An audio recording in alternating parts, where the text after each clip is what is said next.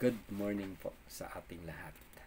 So kaya nga po ang pananampalataya, ang tunay na pananampalataya ay mayroon pong napakalaking responsibilidad. So hindi lamang po ay dahil naniniwala po tayo sa ating Panginoong Jesus ay sapat na po yung pananampalataya. Hindi po ganoon. Ang pananampalataya ay may kalakip na trabaho po. Sapagkat ito po ay trabaho ng Diyos. Kaya nga po tinuturo sa atin at pinapaunawa sa atin ang kanyang mga kasulatan sapagkat dito nakapaloob ang kanyang trabaho na dapat nating maunawaan. Kaya una sa lahat, unawain natin ang kanyang mga salita upang magawa natin ang pinakamalaking trabaho ng Diyos na dapat natin matapos at matulungan ang Diyos sapagkat ito po yung trabaho ng Diyos. Yes. Malaking trabaho sapagkat ito po ay ang subject po ng trabaho na ito ay buong mundo. At kung tutuusin, ito po ay kapakanan ng napakaraming tao. No? Tayong lahat po. Ito po yung subject. Na dahil sa kanyang pag-ibig ay gagawin ng Diyos ang trabaho ito. At tayo po na mayroong relasyon sa Diyos ay dapat tulungan natin ang Diyos na matapos ang trabaho ito. Kaya nga po itinuturo sa atin ang kanyang mga salita upang maunawaan natin kung ano ang layunin ng Diyos. Kung bakit kailangan aralan natin mabuti ang kanyang mga salita. Kaya nga po tingnan po natin sa John chapter 4 verse 30. Ito po ang sinasabi ng kanyang mga salita. Kaya lumabas ng bayan ang mga tao at nagpunta kay Jesus. Samantalang makailang ulit na sinabi ng mga alagad kay Jesus, Rabi, kumain na kayo. No? So sinasabi po ng kanyang mga alagad na kumain na kayo.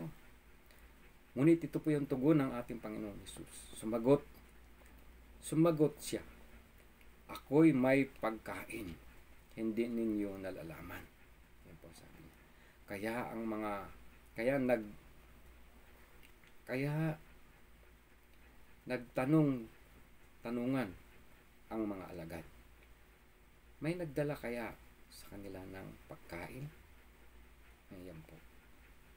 Ngunit hindi po matiis ni Jesus. Sinabi sa kanila ni Jesus, ang pagkain ko ay ang tuparin ang kalooban na nagsugo sa akin at tapusin ang gawain niya sa akin. Yung pinapagawa ng Diyos sa akin. So, ito po yun. So, kaya Jesus demonstrate and show the work of God. No? So, ipinakita ng ating Panginoon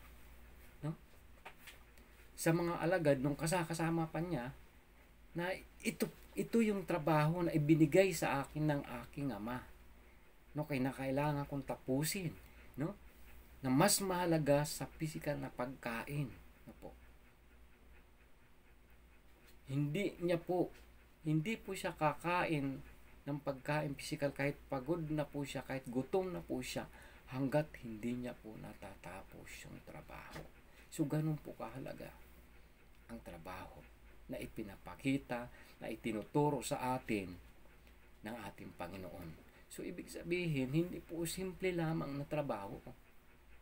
Sapagkat buong mundo ang tinatrabaho ng ating Panginoon na dapat natin maunawaan kung bakit pilit na pinapaunawa sa atin, tinuturo sa atin ng mabuti upang maunawaan natin kung ano ang trabaho ng Diyos. No po? Buong mundo na kailangan trabahuin ng Diyos. So kaya po, nawa po, ay aralin natin ang kanyang mga turo sa kanyang banal kasulatan sapagkat dito nakapaloob yung trabaho niya. No po?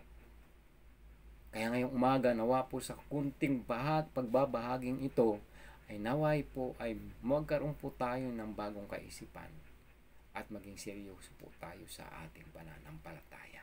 Hindi po tayo maging complacent, kundi talagang gawin natin kung ano ang ipinapagawa ng ating Panginoon. Good morning po sa ating lahat.